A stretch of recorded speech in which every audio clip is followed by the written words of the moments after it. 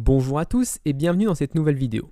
Il y a un mois a eu la première Laracon en Australie, la Laracon AU, et les vidéos des conférences viennent de sortir. Donc comme je l'avais fait pour la Laracon US, je vais faire un résumé en français de chacune des conférences pour les personnes qui ne parlent pas anglais ou les personnes qui veulent juste se renseigner rapidement sur une des conférences. Toutes ces vidéos seront disponibles sur ma chaîne YouTube, donc n'hésitez pas à vous abonner pour ne pas manquer les prochaines vidéos. Donc on va commencer tout de suite avec la première conférence, celle d'Adam Watan, qui s'appelle Resisting Complexity. Une conférence extrêmement intéressante où il y a beaucoup de choses à dire, donc on va commencer tout de suite par son premier exemple. Donc son premier exemple, il nous explique que lorsque l'on veut par exemple arroser une plante en informatique, on va avoir tendance à se demander qu'est-ce qui peut arroser une plante. Qui est-ce qui peut arroser une plante? Un jardinier. Et donc on va écrire un code qui ressemble à ça, c'est-à-dire on crée un nouveau jardinier et on va dire $jardinier, flèche, arrose, $plante. Donc c'est notre code, on va dire, un peu classique. Et si on essaye de le transformer en phrase, ça va dire un jardinier peut arroser une plante.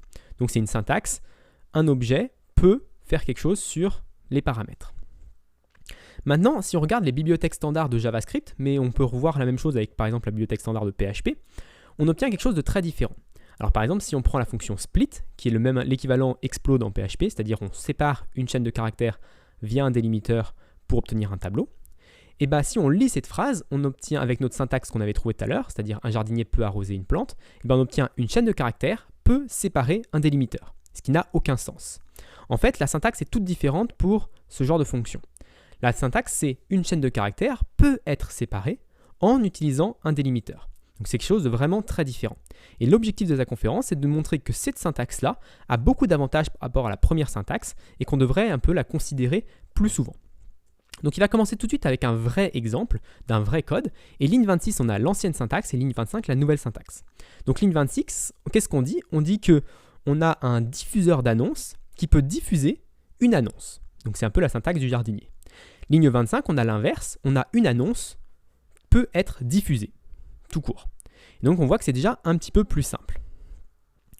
Maintenant, on va un petit peu regarder les deux objets, parce qu'on a le diffuseur d'annonces, le This Announcement Broadcaster, le diffuseur d'annonces, et on a le Announcement, qui est un modèle Eloquent classique Laravel. Donc on va voir un petit peu ces deux objets à quoi ils ressemblent. Le premier, c'est l'Announcement Broadcaster. Cet Announcement, this Broadcaster, il a juste une fonction broadcast qui prend un announcement et qui fait deux petites opérations dessus. Donc voilà, rien de bien extraordinaire. La partie la plus intéressante, c'est plutôt la partie constructeur, où il récupère via l'injection de dépendance en Laravel, il récupère un dispatcher pour faire son travail. Donc ça, c'est quelque chose qui est important et qu'on va retrouver plus tard. Maintenant, si on regarde le modèle Announcement, on voit qu'il est vide. Et ça, c'est quelque chose qui lui met un petit peu la puce à l'oreille parce qu'un objet vide qui n'a pas de méthode, c'est un petit peu bizarre. Alors, moi, c'est vraiment quelque chose que je voudrais insister là-dessus. C'est qu'il y a des années en PHP, on avait deux éléments. On avait les tableaux et les fonctions. Les tableaux, c'était pour stocker les données et les fonctions, c'était pour faire des traitements. Est arrivée la programmation orientée objet en PHP et elle a révolutionné un peu la chose, comme quoi on pouvait avoir dans un objet des données et des fonctions. C'est-à-dire que dans un objet, on peut stocker des attributs et des méthodes qui sont des fonctions de traitement. Donc du coup, on peut avoir les deux au même endroit et c'est ça qui simplifie un petit peu la vie. C'est-à-dire qu'on va mettre le traitement et les données au même endroit et donc du coup, ça va être plus simple à aborder, on n'aura qu'un seul endroit à regarder et c'est vraiment ça qui est l'avantage des objets. Mais aujourd'hui, depuis quelques années, on a tendance à revouloir séparer à nouveau ces concepts. Donc avoir des objets data model qui contiennent uniquement des données, et d'un autre côté, avoir des objets avec que du traitement, des services qui contiennent que des fonctions qui exécutent des choses. Et donc pour moi, c'est un petit peu une aberration parce qu'on va à l'encontre un petit peu de l'avantage que nous fournissaient les objets. Autant dans ce cas-là, utiliser des tableaux et des fonctions classiques PHP. Voilà, c'est vraiment là où il y a un petit recul, je trouve, à ce niveau-là. Donc c'est la même chose que dit Adam Watan dans sa conférence et qui dit qu'un objet qui n'a pas de méthode, c'est suspect. Donc on va pouvoir changer un petit peu les choses. Donc maintenant, si on rajoute la méthode broadcast comme on l'avait vu dans l'exemple initial, si on rajoute la méthode broadcast dans l'announcement, on voit que déjà on rajoute du traitement. L'avantage, c'est que tout à l'heure, le announcement broadcaster, si je reviens dessus, l'announcement broadcaster, il modifiait l'announcement, il modifiait l'annonce, il modifiait la colonne broadcast at. Maintenant, dans notre nouvelle approche, c'est l'annonce elle-même qui se modifie elle-même. Et du coup, on n'expose plus ce genre d'attributs à l'extérieur. Les autres classes n'ont pas vocation à connaître le nom de mes colonnes, par exemple. C'est moi qui me modifie moi-même, c'est moi qui connais ma colonne. On voit d'ailleurs qu'elle est déjà présente ligne 11, on la remet ligne 15, donc on remutualise un peu les choses, on encapsule un petit peu mieux les choses. Donc ça, c'est vraiment l'avantage. On va pouvoir également utiliser $this à chaque endroit où on utilisait $announcement, on va pouvoir utiliser $this. Et ça, c'est un petit avantage aussi, c'est qu'on voit qu'on a un petit peu mieux encapsulé les choses, elles sont au bon endroit, on va dire, entre guillemets. Donc ça, c'est notre première approche. Ensuite, il nous reste le problème du dispatcher. Qu'est-ce que c'est que le problème du dispatcher? C'est qu'avant, on avait un constructeur qui nous permet de récupérer des données, des objets, d'autres objets, depuis l'injection de dépendance. Mais là, c'est plus le cas, parce que maintenant, on est dans un modèle, et un modèle, le constructeur, on ne peut pas y toucher. C'est le constructeur qui permet de construire vraiment avec les données, etc. Et c'est pour ça d'ailleurs qu'on a tendance à séparer dans la programmation moderne, on a tendance à séparer les objets données et les objets services. C'est pour que les objets services puissent avoir un constructeur qui récupère d'autres services et qui puissent du coup, on va dire, tous se goupiller les uns avec les autres. Mais il y a des solutions à ce problème-là. Le premier solution, ça serait d'utiliser une façade. Donc utiliser la façade queue de dispatch à la place d'utiliser le dispatcher. Donc ça fonctionne parfaitement en Laravel et les gens ont plusieurs reproches sur les façades. Alors le premier qui n'est pas valable, mais je le dis quand même, c'est la testabilité. Dire les façades c'est des méthodes statiques, du coup c'est pas testable. Ça c'est faux. Les façades c'est justement fait pour pouvoir tester. Donc il n'y a aucun problème au niveau des tests à ce niveau-là. Par contre, il y a d'autres problèmes qui peuvent être intéressants.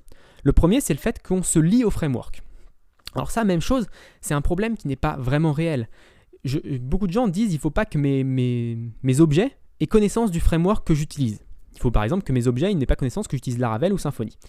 Dans les faits, ça peut paraître joli, mais je n'ai jamais connu un seul projet qui disait « Ok, je suis chez Symfony aujourd'hui, et je veux du jour au lendemain passer à Laravel sans modifier aucun de mon code. » C'est pas possible, c'est juste inenvisageable en fait. On utilise tellement de choses que c'est inenvisageable. Donc, le fait de se découpler du framework, ça n'a pas forcément d'intérêt en fait, parce qu'on ne va pas changer de framework du jour au lendemain. Donc pour moi, le fait de découper du framework, c'est pas vraiment très intéressant. Enfin, il reste le troisième problème qui peut arriver, c'est le fait d'avoir un global state et de ne cacher, on va dire, un petit peu ce queue de l'extérieur. Si on regarde la fonction broadcast de l'extérieur, on ne voit pas ce qu'elle fait. On ne sait pas ce qu'elle fait. Et en fait, en réalité, elle utilise le système de queue. Donc ça, ça peut être un problème. On cache, on va dire, un petit peu la magie qui arrive derrière, les choses qui vont se faire derrière. Et ça peut poser problème, on ne voit pas de l'extérieur. Alors après, ce que nous dit Adam Wathan à ce niveau-là, c'est qu'on l'utilise tout le temps. Par exemple, si on fait un new date time now America Chicago, alors déjà, premièrement, le now, c'est la date actuelle. Donc c'est la date du serveur. Donc si la date du serveur change, voilà. Donc c'est la même chose, c'est quelque chose qui est global state, c'est pas forcément, on voit pas ce qui est fait derrière. Et encore plus pernicieux, le America Chicago, c'est un fichier PHP de config qui définit les time zones. Donc même chose, ce fichier-là, on peut pas le changer, on va dire, on peut pas le changer quand on veut. Donc ça, c'est vraiment quelque chose qui peut poser problème, mais finalement qui ne pose jamais problème. Donc un peu pour le même système, le système de queue, si ça pose jamais problème, pourquoi s'embêter ? Parce qu'il insiste vraiment sur la chose que ergonomics matter. Ça veut dire comment on utilise notre code, ça a vraiment un impact. Le fait de complexifier notre code, ça a vraiment un impact sur comment on développe, sur les nouvelles fonctionnalités. Et donc, du coup, il faut rester simple. Si on peut rester simple, restons simples. Donc ça, c'est vraiment l'avantage. Ensuite, il explique que des fois, on peut vouloir quand même avoir un système qui soit un petit peu plus malléable. Et quand on utilise les façades, on ne peut pas modifier par exemple le dispatcher à la volée très facilement. On peut le modifier pour les tests, mais dans notre code, c'est peut-être un peu plus compliqué. Pour ça, il dit, si ça ne vous convainc pas, si vous ne voulez pas utiliser de façade, vous avez toujours le moyen d'utiliser un paramètre. Et dans ce cas-là, on garde notre syntaxe utile, comme on avait avec names.split. C'est-à-dire qu'on va pouvoir dire une annonce peut se diffuser en utilisant un dispatcher. Donc on garde notre deuxième syntaxe en utilisant ce paramètre supplémentaire et on gagne pas en fluidité, mais on gagne en modification. On peut changer de dispatcher si on veut. Alors dans les faits, il dit que lui n'utilisera pas ce genre d'approche pour ça, mais on verra dans un exemple plus tard qu'il l'utilise pour quelque chose qui a un intérêt à ce niveau-là.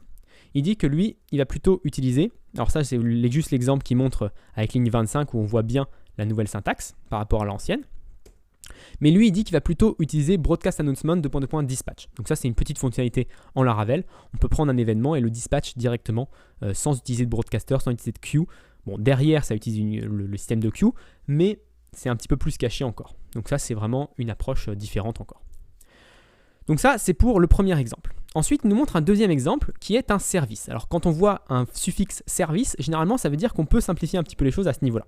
Donc là, on utilise un service Purchase Fulfillment Service qui va fulfill a purchase, $purchase. Donc on voit déjà que la phrase est complexe et qu'on peut très facilement la simplifier en disant juste Purchase Fulfill, c'est-à-dire on va dire compléter l'achat ou terminer l'achat, on va dire fulfill terminer l'achat. Donc c'est vrai que là, on simplifie encore les choses niveau avec notre nouvelle syntaxe. On passe de la ligne 45 qui était un peu complexe à la ligne 44.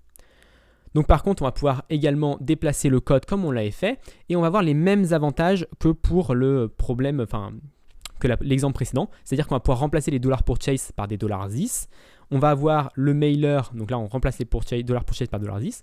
On va avoir également le thisMailer, le problème de thisMailer, qu'on peut remplacer par mail to, donc on peut remplacer par la façade, mais on peut également le remplacer par un paramètre de la fonction fulfill, comme on avait vu pour la fonction broadcast auparavant. Donc il n'y a pas vraiment de nouveauté à ce niveau-là, c'est vraiment un autre exemple qui nous montre qu'on a les mêmes avantages sur quelque chose de complètement différent. Donc on gagne en encapsulation et on peut faire d'autres choses. Ensuite, là, il nous montre quelque chose, la première chose dont je ne suis pas trop d'accord dans sa conférence. Il veut remplacer la ligne 29 par un événement. En gros, au lieu d'envoyer le mail, il dit je préfère lever un événement et ensuite créer un listener qui va envoyer le mail. Donc en fait, je vais juste annoncer à mon framework que un achat a été complété. Et ensuite, le framework se chargera de trouver les gens qui écoutent pour cet événement-là.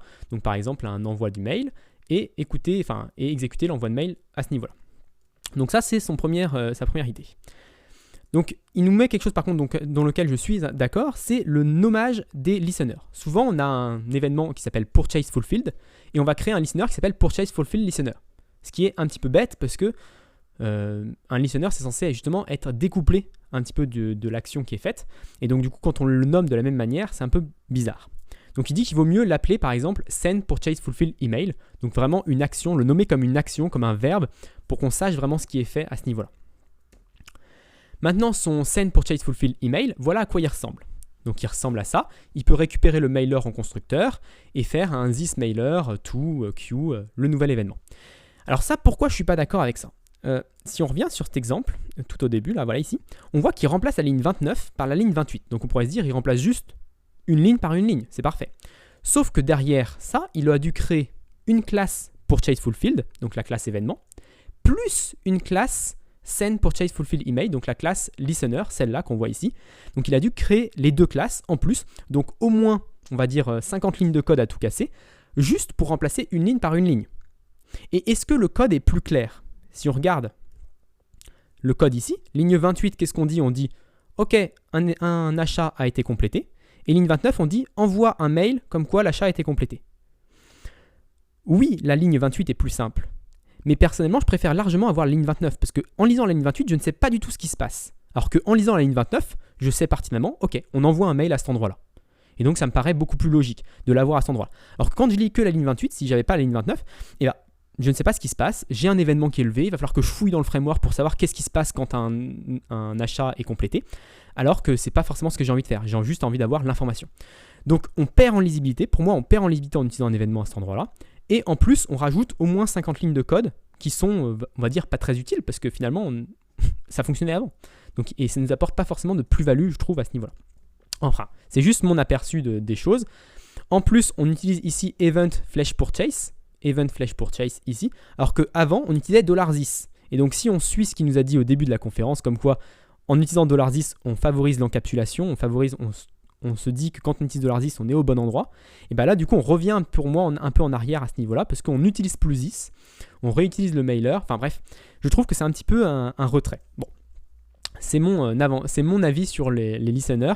Je pense que les événements, on les utilise beaucoup trop et qu'on devrait bien mieux lister seulement les actions une par une, ça serait beaucoup plus simple. Maintenant, il va parler un petit peu de GodObject. Alors, qu'est-ce que c'est qu'un GodObject? C'est juste un objet qui attire beaucoup de fonctionnalités. Par exemple, généralement, dans une application, c'est l'objet user. L'objet user va attirer énormément de fonctionnalités. Donc, ça va être un objet très gros et assez compliqué à gérer par la suite. Donc, il nous montre quelque chose, par exemple, qu'un utilisateur peut on va dire, utiliser une licence. Donc, une licence, c'est un code de licence. Voilà. Il peut utiliser une licence, ligne 18. Et il montre que ça, c'est une fonction qui est présente sur user, du coup, et qu'avec notre nouvelle syntaxe, on peut l'utiliser à ligne 17 en disant que la licence peut être utilisée par un utilisateur. Et dans ce cas-là, on simplifie les choses et en plus, on supprime une fonction de user pour la mettre dans licence. Donc si on regarde la fonction, l'objet licence, il n'y avait pas grand-chose dedans. Donc on va lui rajouter une fonction qui est totalement liée à licence, parce qu'on voit ligne 18 et 19, on a 2 fois licence, par contre on a une fois this qui correspondait à user. Donc on a 2 fois licence, 1 fois user.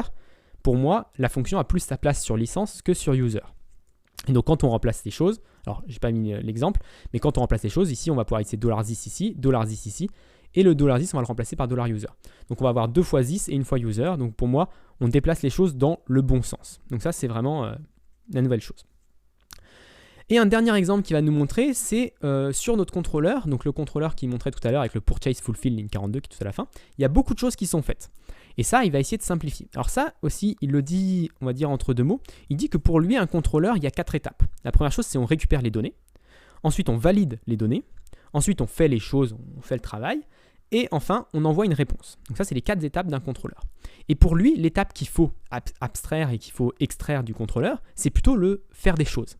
Le faire des choses au milieu, c'est ça qui doit être extrait. Le fetching data, le validating data et le response, c'est pas forcément l'objectif. C'est pour ça que je suis un peu contre les response objects, c'est pour ça que je suis contre les form objects, les form requests.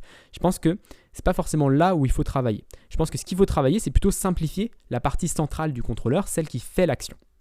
Alors comment on peut faire l'action? Là, on a un purchase qui va être créé. Et ce qu'il explique, c'est qu'on ne peut pas vraiment utiliser ce qu'on a fait auparavant, c'est-à-dire faire un purchase complete et tout mettre dans purchase, parce que la purchase n'existe pas encore, l'achat n'existe pas. Justement, l'objectif, c'est de créer un achat. Et donc, pour ça, il faut créer un nouvel objet. Donc, il ne faut pas avoir peur de créer des nouveaux objets pour faire des actions. Donc, par exemple, dans son cas, il va créer un objet checkout, ligne 27, et il va faire checkout complete, et ce checkout complete va lui donner, ligne 28, un achat, un dollar achat qu'il va pouvoir utiliser plus tard. Donc ça, c'est vraiment créer un tout nouvel objet pour pouvoir avoir des choses complètes. Et comme je vous disais un peu au début, ligne 28, il utilise this payment gateway. Alors la même chose, là, il pourra utiliser une façade, mais payment gateway, par exemple, c'est quelque chose qu'on peut vouloir changer à la volée souvent. Par exemple, on veut pouvoir utiliser Stripe, on veut pouvoir utiliser PayPal, et ça, en fonction de la page sur laquelle on est, en fonction des paramètres qui ont été envoyés par l'utilisateur.